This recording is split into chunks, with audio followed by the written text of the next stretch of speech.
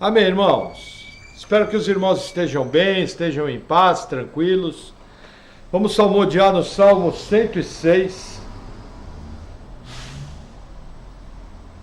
Diz assim a palavra do Senhor: Louvai ao Senhor, porque Ele é bom, porque a sua misericórdia dura para sempre. Quem pode contar as obras poderosas do Senhor? Quem anunciará os seus louvores?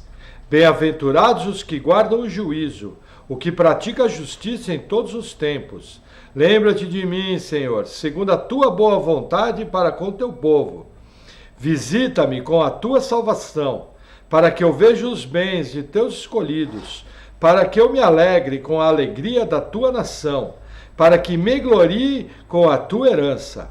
Nós pecamos como os nossos pais, cometemos a iniquidade, andamos perversamente. Nossos pais não entenderam as tuas maravilhas no Egito, não se lembraram da multidão das tuas misericórdias, antes o provocaram no mar, sim, no mar vermelho. Não obstante, ele os salvou por amor do seu nome, para fazer conhecido o seu poder. Repreendeu também o mar vermelho, e esse se secou, e os fez caminhar pelos abismos como pelo deserto, e os livrou da mão daquele que os odiava, e os remiu da mão do inimigo. E as águas cobriram seus adversários, nenhum só deles ficou. Então creram nas suas palavras e cantaram os seus louvores. Porém cedo se esqueceram das suas obras, não esperaram o seu conselho, mas deixaram-se levar à cobiça no deserto e tentaram a Deus na solidão. E ele lhes cumpriu o seu desejo, mas enviou magreza às suas almas. E invejaram a Moisés no campo e a Arão, o santo do Senhor. Abriu-se a terra e engoliu a Datã e cobriu o grupo de Abirão. E um fogo se acendeu no seu grupo, a chama abrasou os ímpios. Fizeram um bezerro em Horebe e adoraram a imagem fundida, e converteram sua glória na figura de um boi que come erva. Esqueceram-se de Deus, seu Salvador, que fizera grandezas no Egito, maravilhas na terra de Cão, coisas tremendas no Mar Vermelho. Por isso disse que os destruiria. Não houvesse Moisés, seu escolhido, ficado perante ele na brecha, para desviar a sua indignação, a fim de não os destruir. Até aqui. Vamos orar.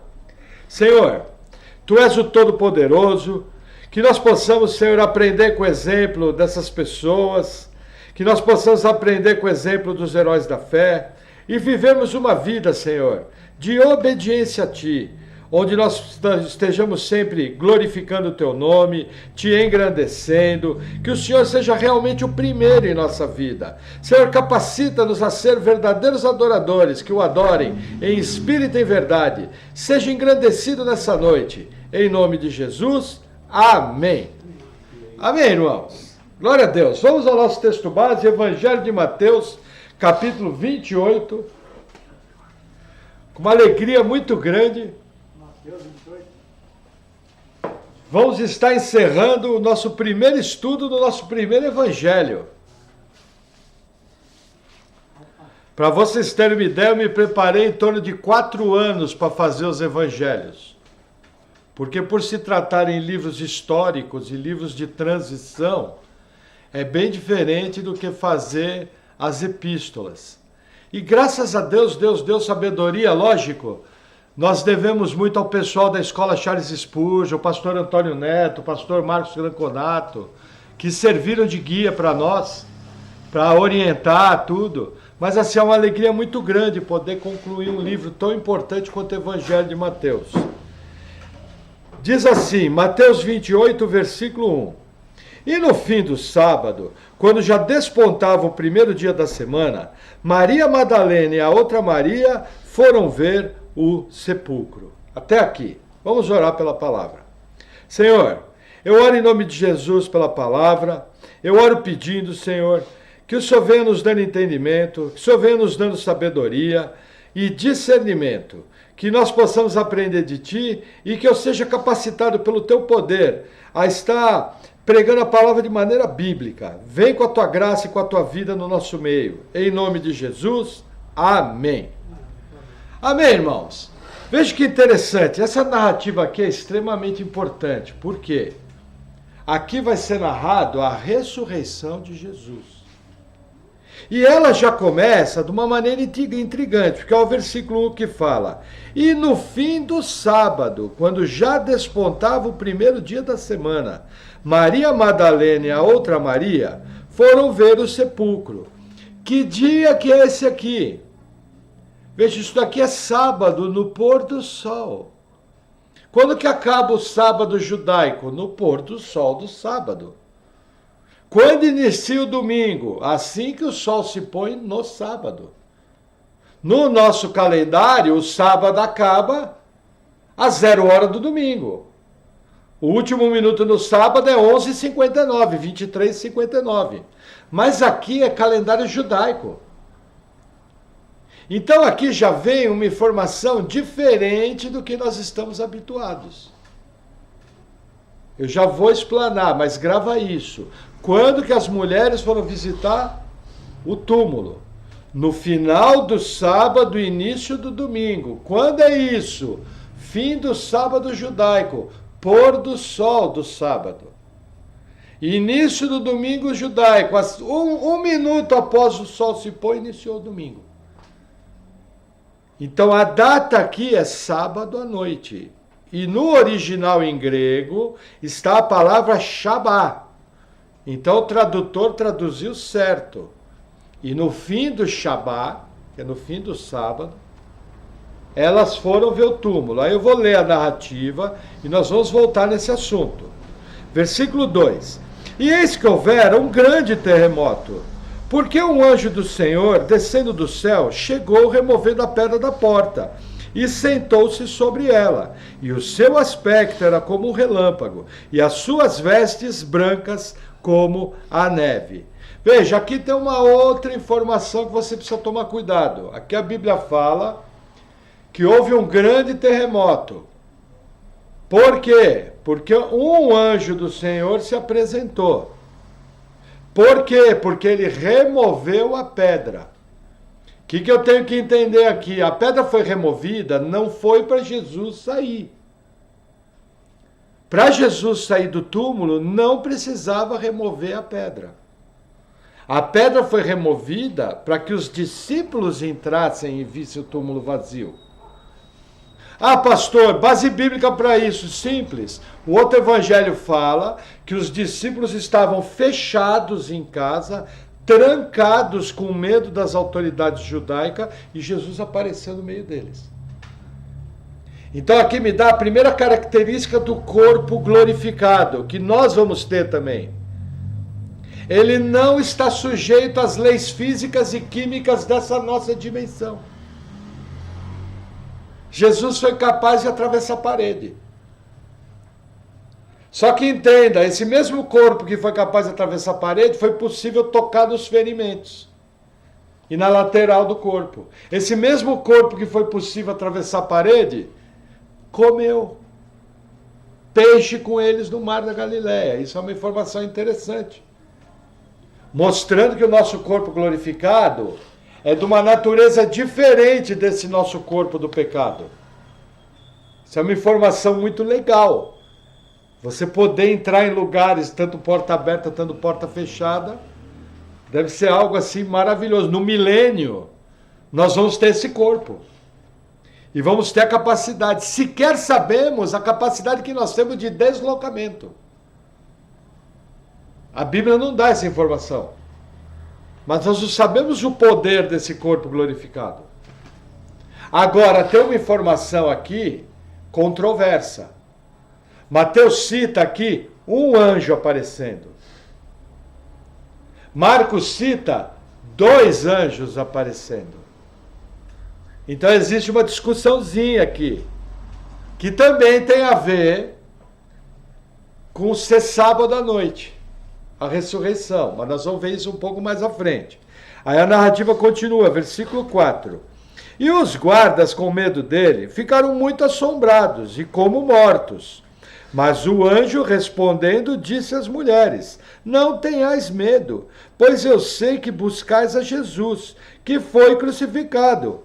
Versículo 6. Ele não está aqui, porque já ressuscitou, como havia dito. Vinde, vede o lugar onde o Senhor jazia. Olha que interessante. Primeira informação do anjo. Terminado o sábado, iniciado o domingo, Jesus já ressuscitou. Qual é o dia e a hora da ressurreição de Jesus? No fim do sábado, começo do domingo. A informação que está aqui, que Mateus registrou. Mas pastor, Jesus não ressuscitou no domingo de manhã, como a gente está acostumado? Veja, nós vamos já entender essa discussão. Vou dar algumas passagens para os irmãos compreenderem. Entendeu? Agora, veja que interessante. O anjo convida as mulheres para entrar. Se a pedra não tivesse sido removida, elas não entrariam. Outro detalhe. A pedra, no outro evangelho, informa que foi removida para cima. Aí você fala, mas pastor, o que tem a ver de importante a pedra ser removida para cima? É simples. Nós vamos ver junto aqui que os guardas vão ser pagos para dizer que os discípulos vieram e abriram o túmulo e roubaram o corpo. Eu pergunto, uma pedra daquele peso, você tiraria ela para cima ou para baixo? É mais fácil rolar uma pedra de quase 1 tonelada para cima ou para baixo? Simples, para baixo. Só que o outro evangelho fala que a pedra foi para cima. Isso aí para que serve? Para contradizer a mentira dos judeus e dos soldados. Gente, Deus não perde ponto. É que você precisa analisar a narrativa com calma. Esse ponto aqui da ressurreição de Jesus, você precisa analisar com cautela os 4 evangelhos. Porque cada um traz informações que, somadas, dão um quadro muito mais completo da ressurreição de Jesus. Quando você pega Mateus, Mateus faz uma narrativa. Quando você pega Marcos, Marcos faz outra narrativa. Quando você pega Lucas, Lucas faz outra narrativa. E João faz outra narrativa. Todos eles têm pontos em comum e todos eles têm pontos diferentes, que quando você completa tudo, você entende o que aconteceu. De maneira muito clara. Amém? Aí continua, versículo 7. E depois, imediatamente, e dizer aos seus discípulos que já ressuscitou dentre os mortos. E eis que ele vai adiante de nós para a Galiléia. Ali o vereis. Eis que eu vou-lo tenho dito. E saindo elas apressadamente do sepulcro, com temor e grande alegria, correram a anunciá-lo aos seus discípulos. E indo elas a dar as novas aos seus discípulos, eis que Jesus lhes sai ao encontro, dizendo: eu vos saúdo. E elas, chegando, abraçaram os seus pés e o adoraram. Então Jesus disse-lhes: não temais, ide dizer aos meus irmãos que vão a Galiléia, e lá me verão. Veja que interessante, Jesus aparece para elas, elas reconhecem. No outro evangelho, a cena que aparece é um pouco diferente. Pedro aparece na cena. E João provavelmente também aparece na cena. Apesar de não ser dito o nome de João. Enquanto eles estão dentro do sepulcro, Maria está chorando fora. Diferente da narrativa de Mateus. Mateus fala que a Maria e a outra mulher entraram no túmulo. E quando Maria está chorando fora, um homem pergunta: por que choras, mulher? E ela fala: porque roubaram, tiraram, levaram o corpo do meu Senhor. Aí ela reconhece Jesus. Aí você percebe uma narrativa diferente da outra. Ah, elas são contrárias? Não, elas precisam ser alinhadas. Elas precisam ser montadas para você ter um quadro completo. O que a gente vê aqui? As mulheres elas chegam lá no túmulo, acontece um grande terremoto, a pedra é rolada para cima, os soldados ficam apavorados e desmaiam, ou dados como mortos. Um anjo aparece para elas, convida elas para entrar no túmulo, elas veem o túmulo vazio, ele fala, olha, vão e fala para os discípulos e vão para Galiléia. Elas saem correndo apressadamente, no caminho Jesus aparece para elas, e elas na hora reconhecem que é Jesus. E elas abraçam e adoram ele. E aí o que acontece com a narrativa? Versículo 11. E quando iam, eis que alguns da guarda, chegando à cidade, anunciaram aos principais sacerdotes todas as coisas que haviam acontecido. Aqui tem uma outra diferença. Na narrativa dos outros evangelhos, fala o seguinte, que as mulheres foram e que elas contaram para os discípulos e os discípulos vieram correndo. Mateus não cita isso. Mateus não está preocupado aqui em dizer exatamente o que aconteceu. Mateus vira o assunto, ele registra a ressurreição de Jesus no sábado à noite, que é o domingo. O anjo aparece, Jesus aparece para duas mulheres, somente duas são citadas pelo nome. No outro evangelho são citadas pelo menos 5 mulheres. Completando a narrativa, sempre tem isso na cabeça. Completando a narrativa, completando a narrativa. Você tem que somar tudo. E aí o que acontece? Mateus, em vez de relatar o que aconteceu, a história para aqui. Você não sabe o que aconteceu com as mulheres. Ele vira o quadro para os soldados. É como se fechasse uma cena da novela e abrisse outra cena. Que cena que abre? Os soldados foram procurar os seus chefes, que era o sinédrio judaico, e foram contar o que aconteceu. E aí a narrativa mostra o quê? Versículo 12. E congregados eles com os anciãos, e tomando conselho entre si, deram muito dinheiro aos soldados, dizendo, dizei, vieram de noite os seus discípulos, e dormindo nós, o furtaram. E se isso chegar a ser ouvido pelo presidente, que é o Pôncio Pilatos, nós o persuadiremos e vos poremos em segurança. E eles, recebendo o dinheiro, fizeram como estavam instruídos. E foi divulgado este dito entre os judeus até o dia de hoje. O que acontece? Calúnia, mentira.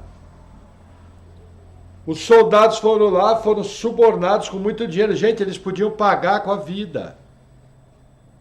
Para vocês terem uma ideia, no livro de Atos, 16 soldados estavam guardando Pedro. O anjo entra no meio da prisão, tira Pedro da prisão e liberta Pedro. Os 16 foram mortos.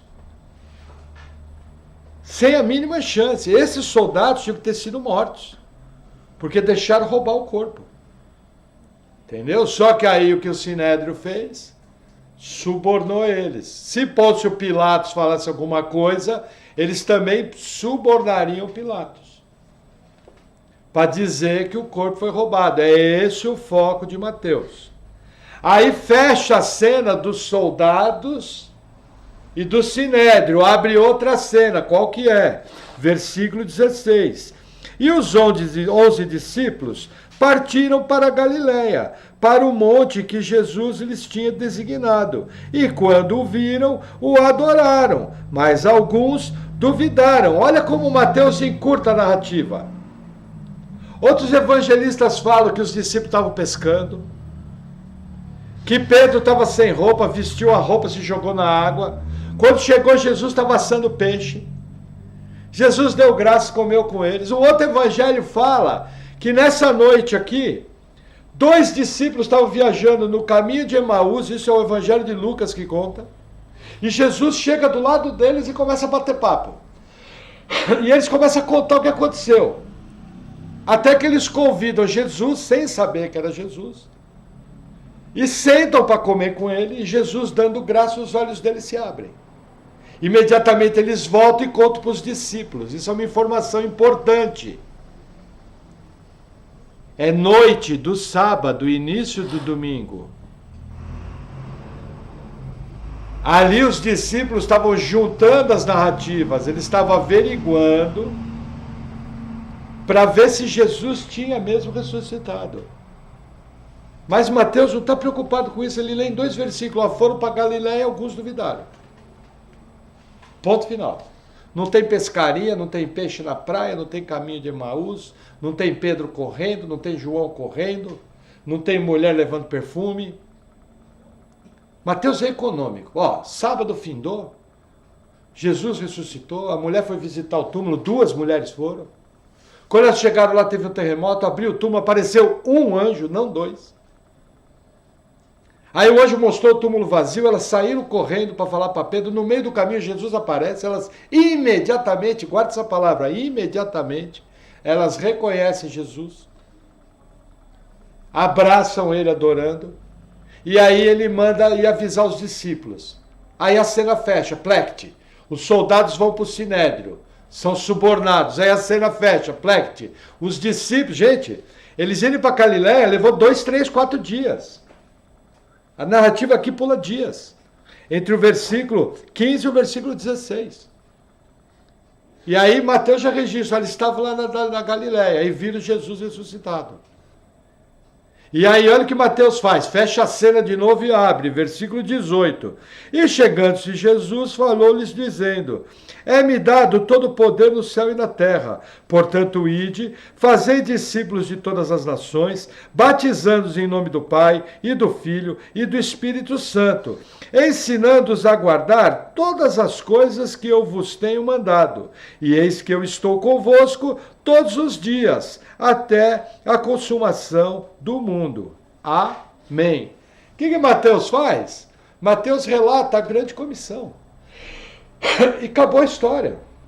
Ide por todo mundo, pregar o evangelho a toda criatura e fazer discípulos, batizando em nome do Pai, do Filho e do Espírito Santo.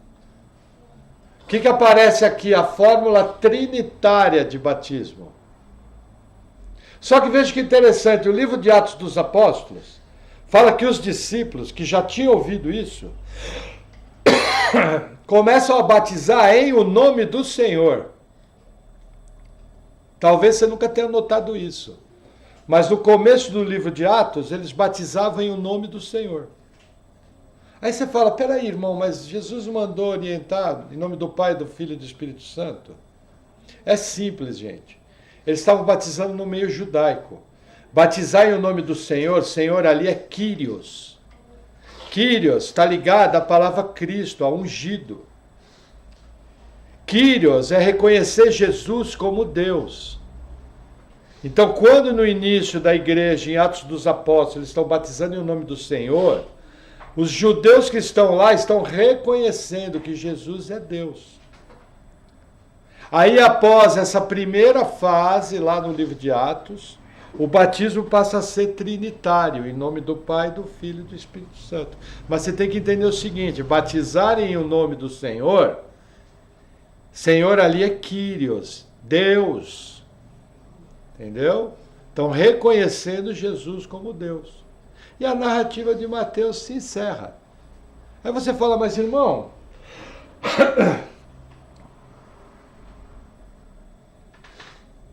por que essas diferenças de narrativa? Veja, primeiro eu tenho que entender o nosso hábito. Existe muita discussão, eu fiquei engasgado. Existe muita discussão em relação à morte e ressurreição de Jesus. O que nós estamos acostumados? Nós fomos ensinados assim. Jesus foi crucificado numa sexta-feira, morreu às 3 da tarde da sexta-feira, ficou morto até domingo cedo. Domingo cedo as mulheres vão no túmulo, ele aparece ressuscitado. E isso que nós estamos acostumados. Correto? Todo mundo foi acostumado assim. Só que veja, não existe apenas essa única maneira de pensar. Existem alguns indícios nos evangelhos que nos mostram uma outra cronologia. E quando eu faço a somatória dos 4 evangelhos, eu consigo perceber que a cronologia da morte de Jesus deve ter sido um pouco diferente. Mas para vocês terem uma ideia, essa discussão, primeira coisa, ela não é salvítica. Então vários mestres brasileiros não se preocupam. Segunda coisa, quem deveria se preocupar aqui em geral são as igrejas históricas. eles já estão bem resolvidos com isso. Por exemplo, se você chegar no Marcos Franconato, Marcos Franconato é o seguinte: Jesus morreu na sexta, ressuscitou no domingo. Aí você fala, mas pastor, 3 dias. Ele fala, o tempo judaico era marcado assim.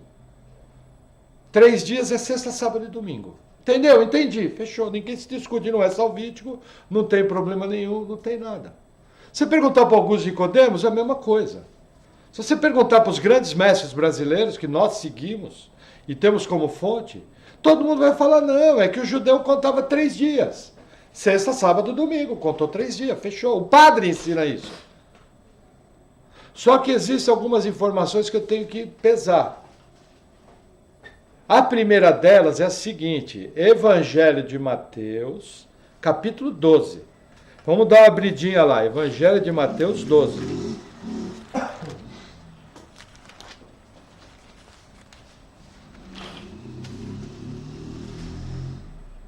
Versículo 38.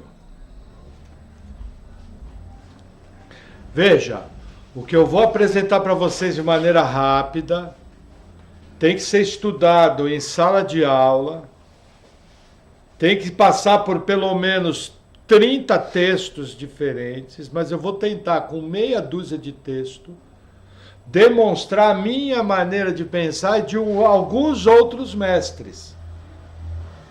Nós defendemos o quê? O que nós vemos escrito nessa passagem. Mateus 12, 38 diz, muita ousadia, hein?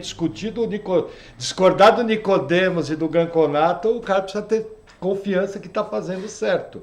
Mas olha que interessante.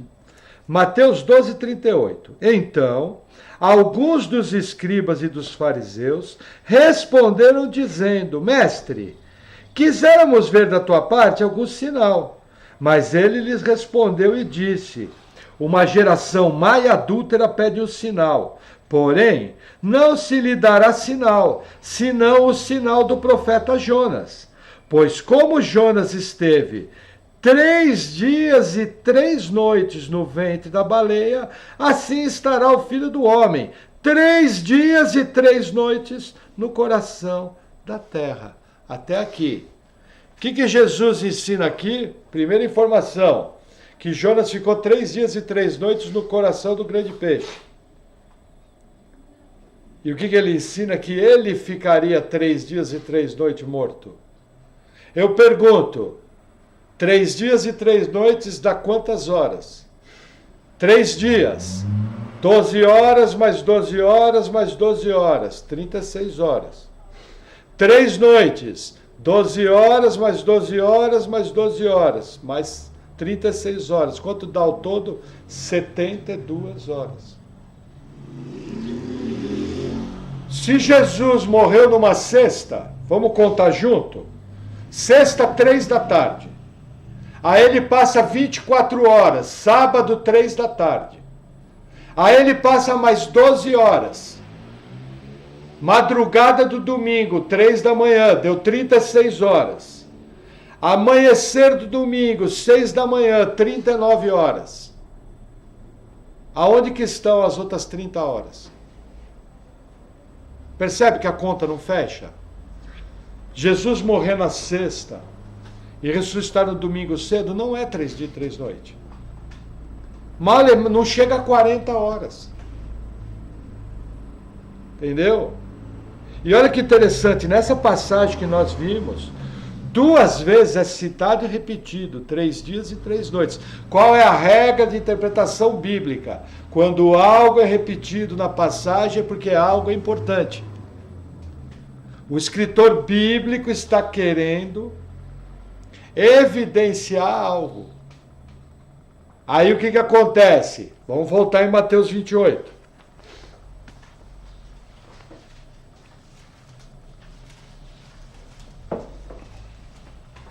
Veja, Jesus ressuscitou no final do sábado, vamos arredondar, 6 da tarde, tá? Aí eu volto 24 horas, 6 da tarde da sexta-feira. Aí eu volto mais 24 horas, 6 da tarde da quinta-feira. Aí eu volto mais 24 horas, 6 da tarde da quarta-feira. O que a Bíblia ensina? Que José de Arimateia foi, entre 3 e 6 da tarde, recolheu o corpo de Jesus e colocou no túmulo. Na nossa contagem de tempo, veja, aí fecha o que Mateus falou. Mateus 28:1. E no fim do sábado, quando Jesus ressuscitou, fim do sábado. Quanto é fim do sábado? 6 da tarde. 3 dias e 3 noites antes, quando é que dá? Final da tarde da quarta-feira, quando José de Arimateia coloca Jesus no túmulo. Mas não é só isso a narrativa. Veja, existe a entrada triunfal em Jerusalém. A entrada triunfal em Jerusalém aconteceu num sábado. Por causa de uma herança católica, nós somos levados a comemorar o que eles chamam de Domingo de Ramos, e colocaram no domingo, mas não foi. Foi num sábado. Aí Jesus tem a entrada triunfal, ele volta para dormir em Betânia, na casa de Lázaro. Não vou ler os versículos, tá? Eu tenho tudo isso anotado. Aí ele dorme em Betânia, sai domingo cedo. Quando ele sai domingo cedo, ele passa pela figueira sem fruto. A figueira é amaldiçoada. Na hora ela seca. Aí ele vai para Jerusalém, faz uma purificação no templo, faz uma pregação e volta a dormir em Betânia. Está registrado no Evangelho de Marcos. Dorme de domingo para segunda em Betânia. Segunda cedo ele acorda. Quando ele acorda, eles passam pela figueira. Pedro vira e fala: Senhor, a figueira secou. Mas a narrativa tinha falado que os discípulos viram que secaram. Já expliquei isso. Provavelmente Pedro vinha na frente do grupo, viu que Jesus amaldiçoou a figueira, mas ele estava andando na frente. Quem vinha atrás viu a figueira amaldiçoar, secar. Na manhã da segunda-feira, Pedro passou e viu a figueira seca. Simples assim. Só que na segunda-feira, Jesus dá... Essa datação eu tenho. Isso acompanhado pelo Evangelho de Marcos, eu tenho as noites dormidas em Betânia. Aí na segunda-feira, Jesus fala a seguinte frase: daqui a 2 dias é a Páscoa. E é necessário que o Filho do Homem seja entregue para ser crucificado. Quer ver onde é que está? Vamos voltar um pouquinho aqui. Mateus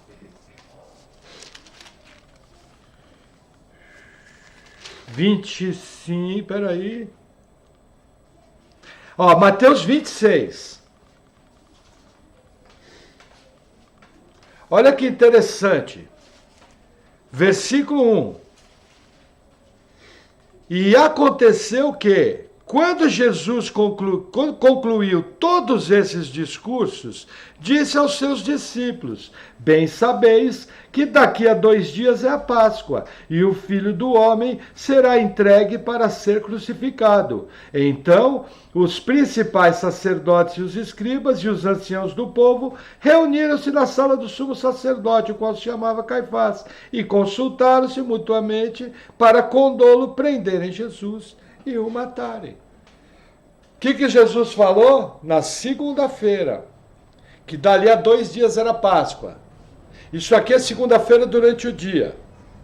Vamos colocar segunda para terça, 1 dia. Terça para quarta, a Páscoa. Quando começa a Páscoa? 6 da tarde da quarta-feira. Lembra que Jesus foi crucificado no dia anterior à Páscoa? Essa é mais uma informação que eu tenho. Então, qual é a narrativa que nós temos? Agora eu vou falar grosso modo, porque eu teria que gastar pelo menos 1 hora para mostrar essa posição. Sexta-feira anterior aqui, Jesus dorme em Betânia. Lá ele é ungido. Ele acorda no sábado cedo e tem a entrada triunfal em Jerusalém, no sábado. Não existe o tal domingo de Ramos. Aí ele dorme novamente em Betânia, onde eu tenho essas informações.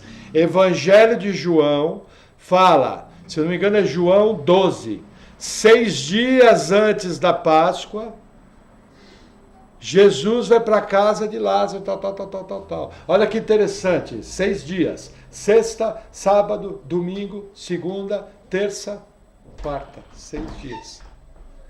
A informação de João fecha com a informação de Marcos e fecha com a informação de Mateus. Agora, gente, esse não é um estudo fácil. Estou falando de maneira genérica para não dar um nó na cabeça. Mas seguindo a cronologia da morte de Jesus. Sexta-feira ele está na casa de Lázaro, é ungido. Sábado, entrada triunfal em Jerusalém.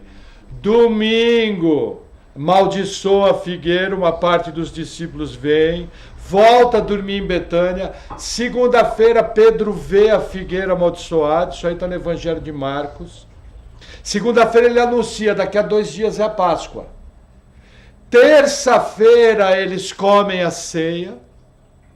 Terça-feira, final de tarde, início da quarta-feira, eles vão para o Getsemane. Terça-noite, Jesus é preso. Tudo isso é Evangelho de Mateus.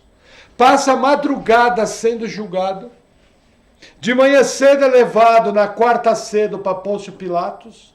9 da manhã, que é a hora sexta, ele é crucificado. Aliás, que é a hora terceira, ele é crucificado. Meio-dia, que é a hora sexta, o mundo fica em trevas. Até as 3 da tarde, quando Jesus morre.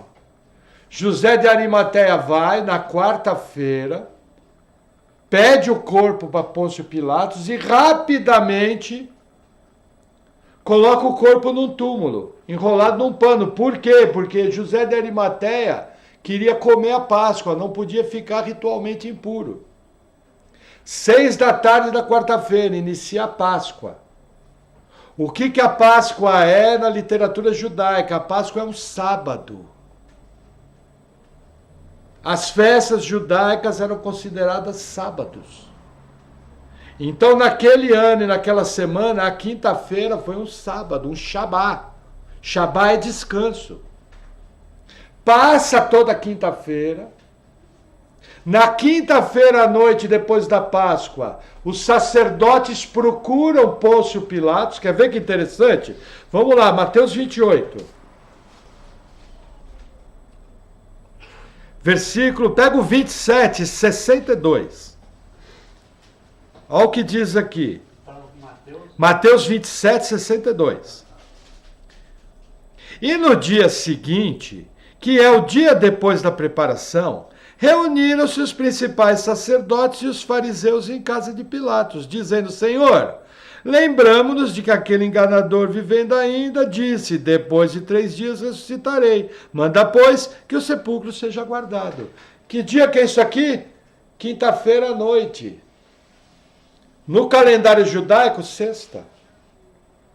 Passou a Páscoa. Tanto é que durante o julgamento de Jesus, os sacerdotes não entram na casa de Pilatos para não ficar ritualmente impuro. Comeu a Páscoa, virou 6 da tarde. A primeira coisa que eles fizeram foi o quê? Entrar na casa de Pilatos. E pedir guarda.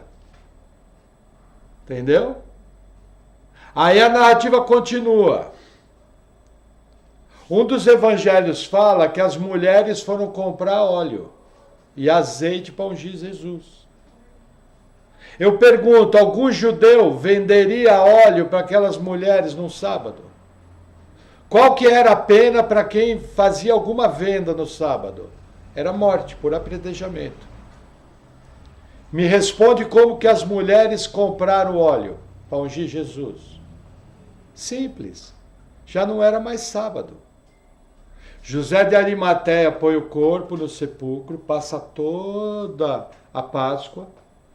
Quinta-feira à noite, o Sinédrio vai procurar Pilatos para pôr guarda. Sexta-feira de manhã, as mulheres acordam, compram óleo, preparam os aromas. Quando dá sexta-feira, pôr do sol, começa o sábado. O que elas fazem? Guardam o sábado. Passa toda sexta-noite, sábado de manhã, sábado à tarde, pôr do sol, acabou o sábado, o que elas fazem? Vão para o túmulo. fecha com a narrativa de Mateus certinho. Lê de novo aí, Mateus 28:1. E no fim do sábado, quando já despontava o primeiro dia da semana, Maria Madalena e a outra Maria foram ver o sepulcro. Assim, colocar para vocês, se a pessoa mostrar, ler todos os textos, me parece, e eu como pregador gosto mais dessa visão, que Jesus foi crucificado numa quarta-feira, Jesus foi preso numa terça-noite, crucificado numa quarta, enterrado no pôr do sol de uma quarta, ficou 72 horas no túmulo, 3 dias e 3 noites, e ressuscitou no pôr do sol do sábado, conforme a informação de Mateus. Mas, pastor, qual a diferença das narrativas? Vamos dar uma olhadinha rápida. Vamos lá, Marcos 16.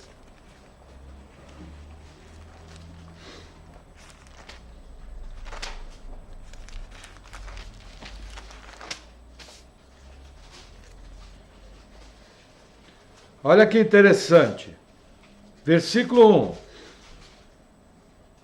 E passado o sábado, Maria Madalena e Maria, mãe de Tiago, e Salomé compraram aromas para irem ungí-lo.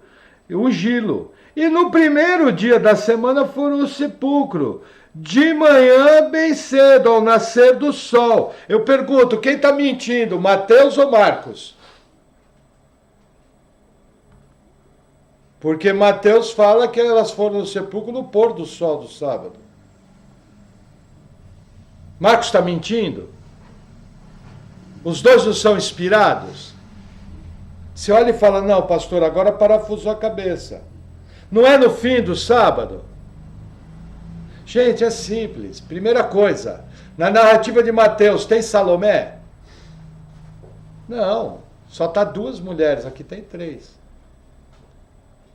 Na narrativa de Mateus é no pôr do sol, na narrativa de Marcos é no nascer do sol.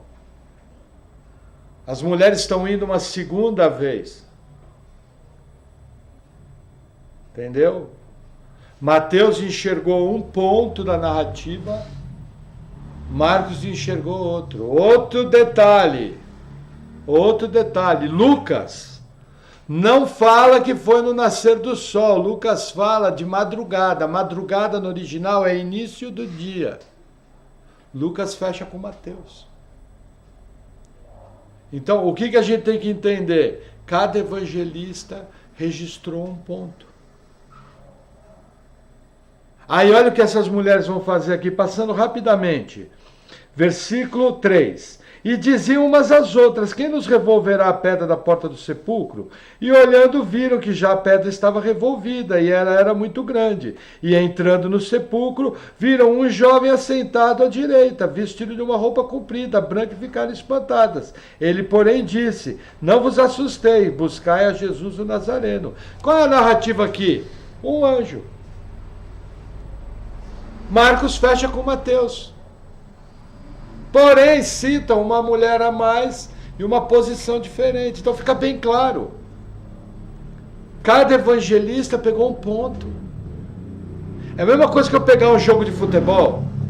E aquele jogo de futebol teve 30 jogadas boas. Aí o João conta as jogadas, ele conta 15. Aí o Jomar conta as jogadas, conta 8. Aí a Ariadne conta a jogada, conta 7. Quando você soma todas, dá 30. Só que cada um contou jogada diferente. 15 mais 8 mais 7 dá 30. Mas quem contou 15, faltou 15. Quem contou 8, faltou 22. E quem contou 7 jogadas, faltaram 23. Quando você olhar a narrativa dos 3, o jogo, você vai falar, peraí, mas que jogo que o João assistiu? O Jomar viu outro jogo. Não, a Ariadne viu outro. Não, os 3 viram o mesmo jogo.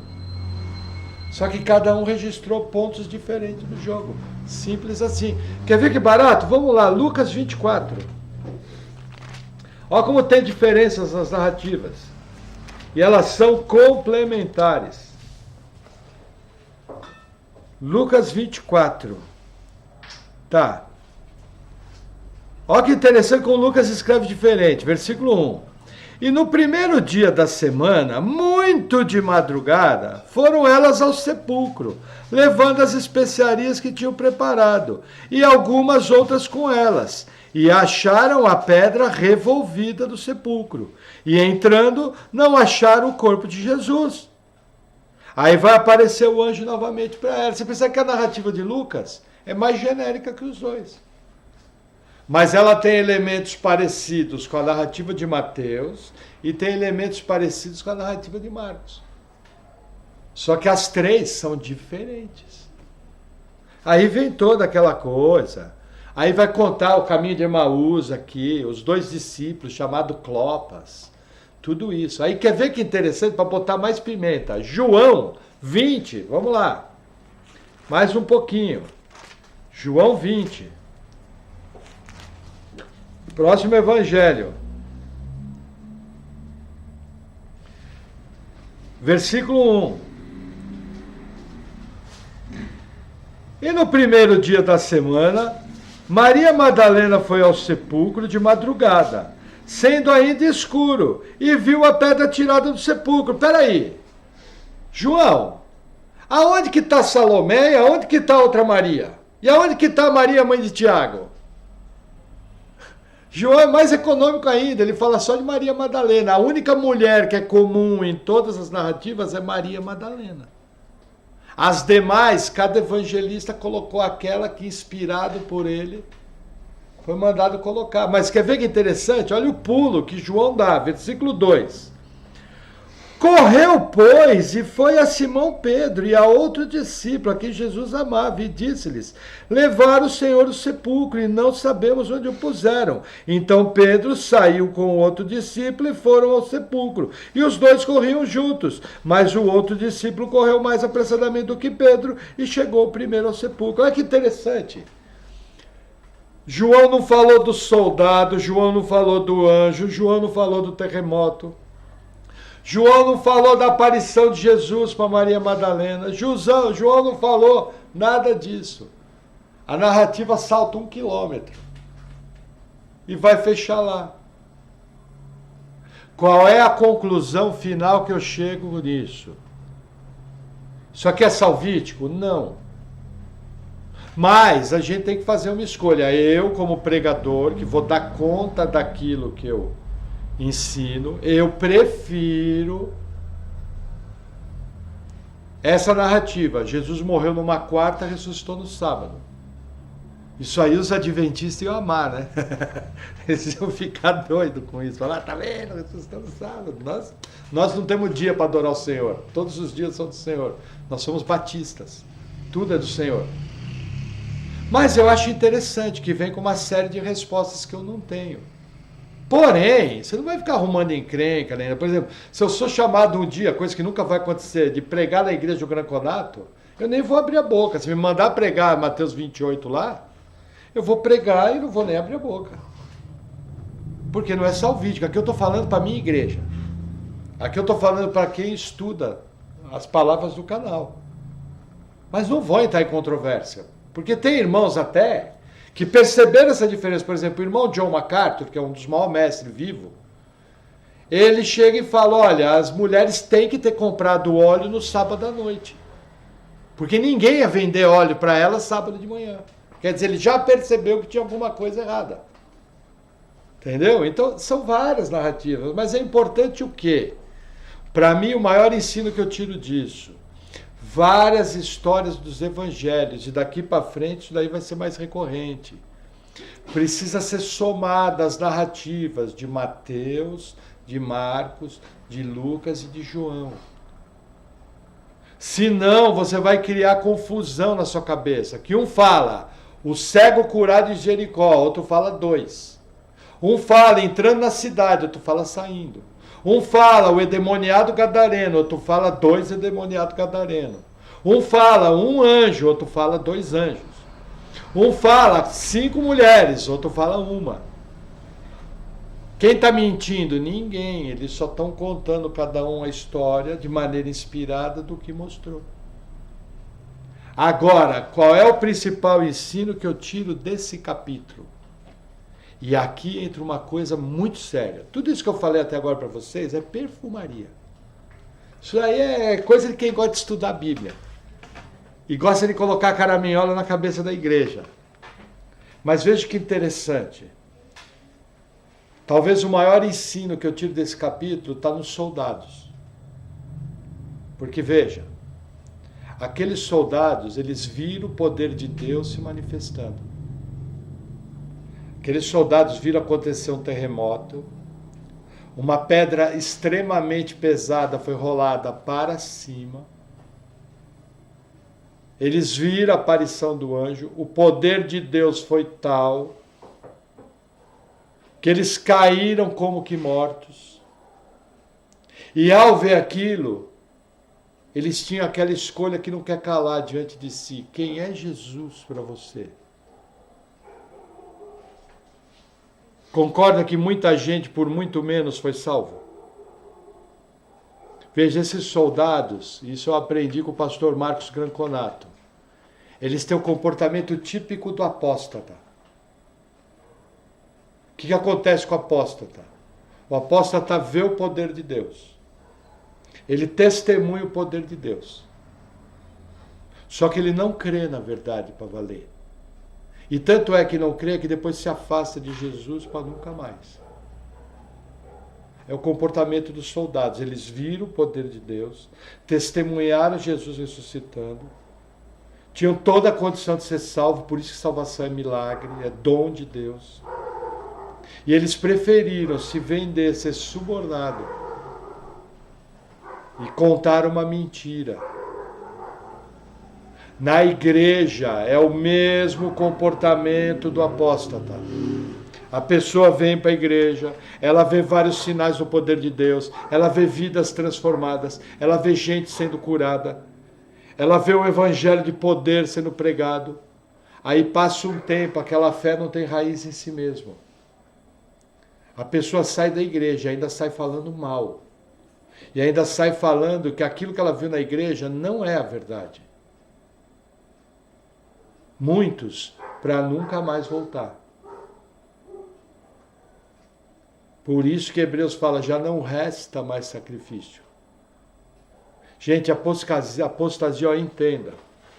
Um ensino bíblico, uma verdade bíblica, uma vez salvo, sempre salvo. Essa é uma verdade bíblica. Fechou, plect.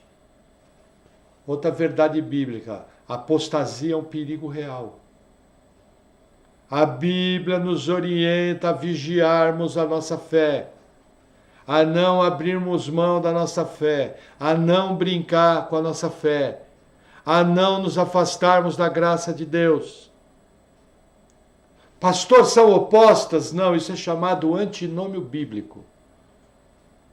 São as duas verdades que aparentemente são opostas, mas que na verdade se complementam. Como que essas duas verdades se complementam? Qual a primeira verdade? Uma vez salvo, sempre salvo. Qual a segunda verdade? Existe o risco real da apostasia. Como que elas se complementam? Quem te mantém no caminho é Deus. E uma das ferramentas que Deus usa é os avisos que a Bíblia dá para você andar na verdade, para você não sair da igreja, para você não se afastar. Porque se você se afastar, você corre muito risco de sair dizendo por aí que aquilo que você viu não é toda a verdade. E virar um apóstata, sem arrependimento. E não restar mais sacrifício. A apostasia é um perigo real. O ensino que diz que um crente salvo não perde salvação, não pode mudar, nem tirar a responsabilidade que você tem de permanecer na fé. Nós não temos livre-arbítrio, mas nós temos escolhas. Sabe por que está todas essas cadeiras aí vazias? Porque as pessoas escolheram não vir. Sabe por que elas escolheram não vir? Lógico, eu não sei de todas. Mas muitas tiveram coisas mais importantes a fazer do que ouvir a palavra de Deus. Do que congregar com o irmão. São escolhas. Aí eu pergunto, e se no domingo as cadeiras estiverem vazias, com as mesmas pessoas? E se daqui a um mês as cadeiras ficarem vazias? Quantos nós conhecemos que começou com um culto faltando. Um culto por mês. De repente viraram 2. De repente a pessoa começou a congregar uma vez por semana. De repente, quando ela vai ver, só ia em dia de ceia. Quando ela foi ver, virou um apóstata. Quando ela foi ver, não se arrependeu. E saiu difamando o evangelho. Já não resta mais sacrifício. Quantas histórias nós ouvimos assim? Quanta gente não começa se afastando? A pessoa vê a verdade e se afasta. Para mim é o maior ensino aqui. Outro ensino extremamente importante, gente, suborno. Tem crente que acha que se der um dinheirinho pro guarda, tá tudo bem. É pecado, e pecado grave. Se o guarda te parar e falar que vai te multar, você conversa com ele e fala, policial, não tem como evitar essa multa, eu me distraí, eu sei que o senhor está fazendo o seu trabalho. Será que o senhor não pode deixar de multar? Não, não posso. Então tá bom, policial, faça o seu trabalho. Deus abençoe o senhor, pode dar a multa. Tem pastor que fala, puxa, esqueci o documento do carro. Tomara que eu não pegue um guarda que eu vou ter que dar 50 para ele. Gente, pecado, pecado sério. O suborno é pecado de quem recebe e de quem dá o suborno. Não faça isso. Eu lembro uma vez, aqui fica o testemunho, na época eu estava errado, eu comprei uma moto e não tinha carta para moto. Só que na época era a única alternativa que eu tinha para criar meus filhos. Não tinha dinheiro para pôr gasolina no carro, não tinha dinheiro para comprar comida em casa. E o único jeito de trabalhar era a moto. Meti a cara. Aí fui juntando dinheiro para tirar a carta. Quando eu juntei o dinheiro para tirar a carta, naquela semana peguei uma blitz. Aí quando eu parei na blitz, o guarda me parou, quando eu puxei o documento, eu falei, policial, eu não tenho carta para moto. Ele já mudou o semblante. Aí eu puxei o documento, olha aqui meus documentos, documento da moto. Aí o policial chegou e falou, nós vamos ter que ir lá para o ônibus. Eu cheguei para ele e falei, policial, se você me levar para o ônibus, vamos aprender a moto. Agora, se tiver que me levar, me leva. Agora, posso só te falar uma coisa? Ele falou o quê? Eu falei, olha, eu dou minha palavra para você. Eu consegui juntar dinheiro, eu sei que eu estou errado, eu não tinha que estar andando sem carta. Mas eu precisava trabalhar, por causa que eu tenho tudo filho pequeno, também não justifica. Mas eu dou minha palavra para o senhor, que segunda-feira eu consegui juntar o dinheiro para dar entrada na minha carta. E eu vou tirar a carta. Gente, aquele policial ficou incomodado. Deu uma ziguezira nele, ele baixou a cabeça, não sei o quê, ficou em dúvida. De repente ele esticou o documento e falou, olha, some da minha frente. Pode ir embora. E ó, se você quiser não tirar sua carta, é problema seu. Só que o meu conselho é que você venha na moto. Eu falei, policial, eu sei que todo mundo mente. Mas eu não vou mentir para você não. Segunda-feira, você nunca mais vai me ver. Mas segunda-feira eu tenho que tirar minha carta. Graças a Deus ele me liberou. Mas eu não dei dinheiro para ele. Ia perder a moto. Por quê? Porque está errado, é pecado. Entendeu? Se você fez errado, assuma. Suborno é muito sério. Suborno amarra a sua vida financeira, prende a sua vida. Você está em pecado aberto. Esse é um outro ensino que eu tiro aqui. Ó. Por causa de suborno, calúnia e mentira, até hoje entre os judeus, 2000 anos depois, se acredita que Jesus foi roubado do túmulo. Até hoje isso é ensinado. Mais alguma coisa que eu aprendo aqui? Tá. Interessante. Isso aqui é uma coisa interessante. Veja, os evangelhos falam de muita gente tendo visto Jesus ressuscitado. Não precisa abrir, mas depois se você quiser consultar, 1 Coríntios 15, versículo 6, fala que mais de 500 pessoas viram Jesus ressuscitado. É muita gente. Veja, a ressurreição é uma verdade. Existem algumas provas de que a ressurreição é verdade. Vou dar talvez a principal. A principal delas é o seguinte: naquela época, o testemunho de mulheres não valia. No tribunal não era aceito o testemunho de mulher. Era a cultura da época. Veja, Se os discípulos mentiram, eles tinham que colocar um testemunho da mentira, correto? Para dizer que é verdade. Eles escolheriam José de Arimateia, Nicodemos ou as mulheres para mentir? Com certeza os homens, porque não valia o testemunho de mulher. Entendeu? Se fosse uma mentira, ela ia ser planejada. Se fosse planejada, ela ia ser bem planejada. E a última coisa que eles iam fazer era colocar uma mulher de testemunha. É a mesma coisa que você botar o Fernandinho Beiramar testemunhando que ninguém fez tráfico de droga naquela noite. Ia valer um testemunho desse? Não ia. Entendeu? Foi o que aconteceu. Segunda coisa, muito importante. Para os gregos, e aquela cultura da época é grega, o corpo é mau. Para o grego e a cultura da época, o corpo não servia para nada.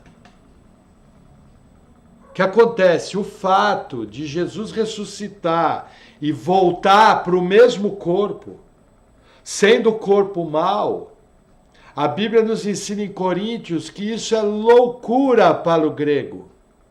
Não entra na mente grega da época que alguém consiga abandonar esse corpo mau e que ressuscite no mesmo corpo glorificado. Isso é loucura.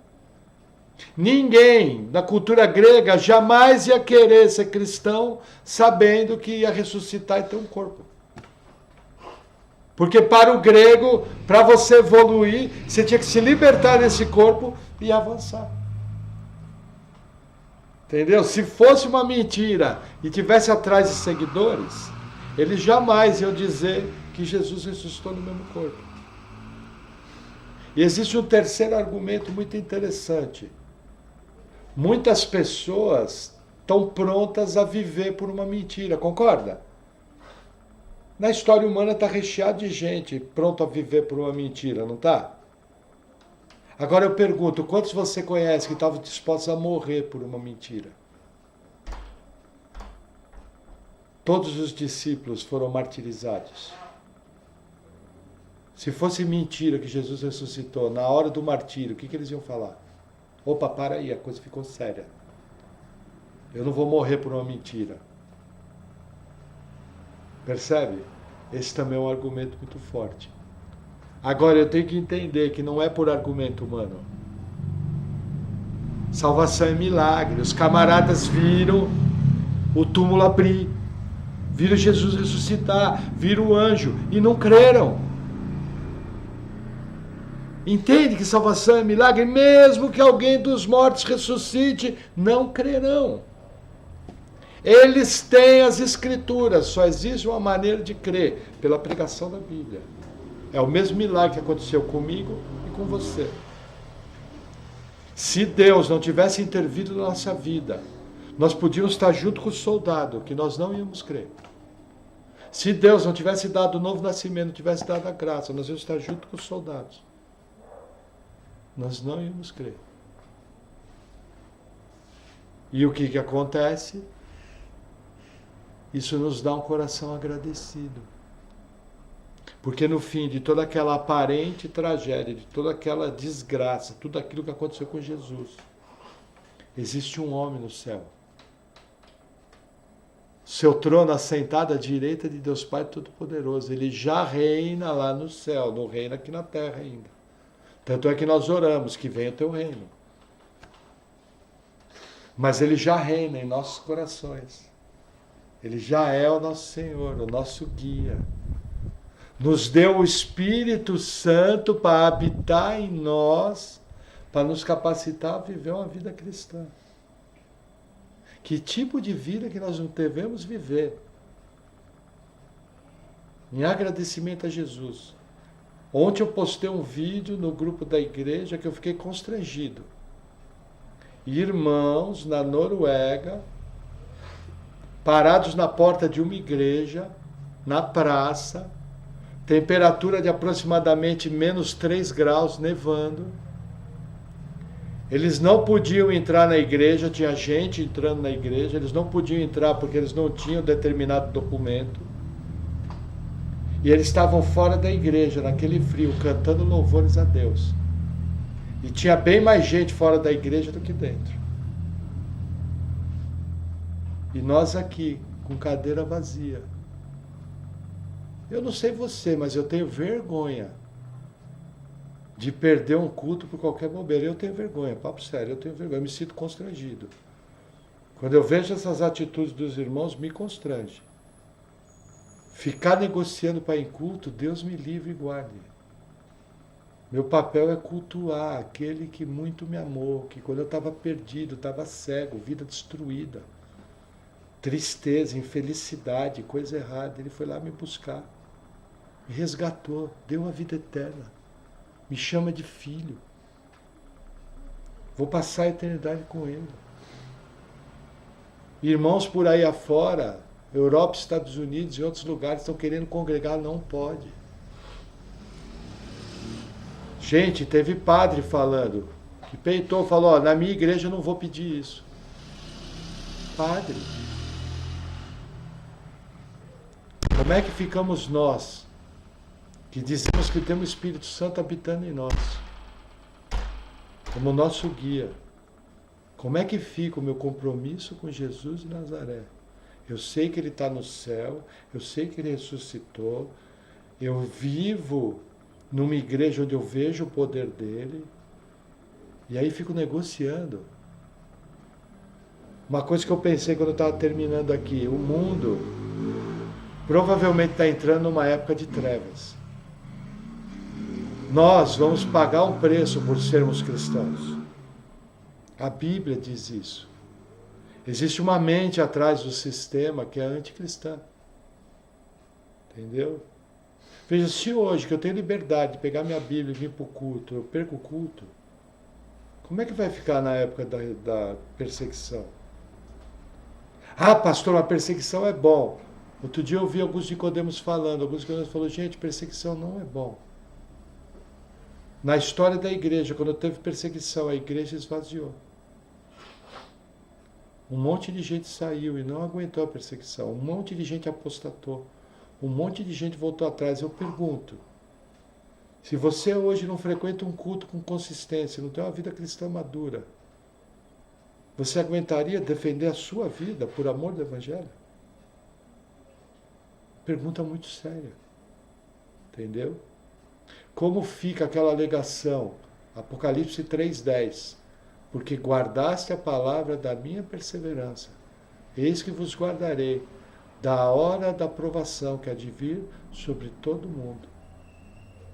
Como fica isso?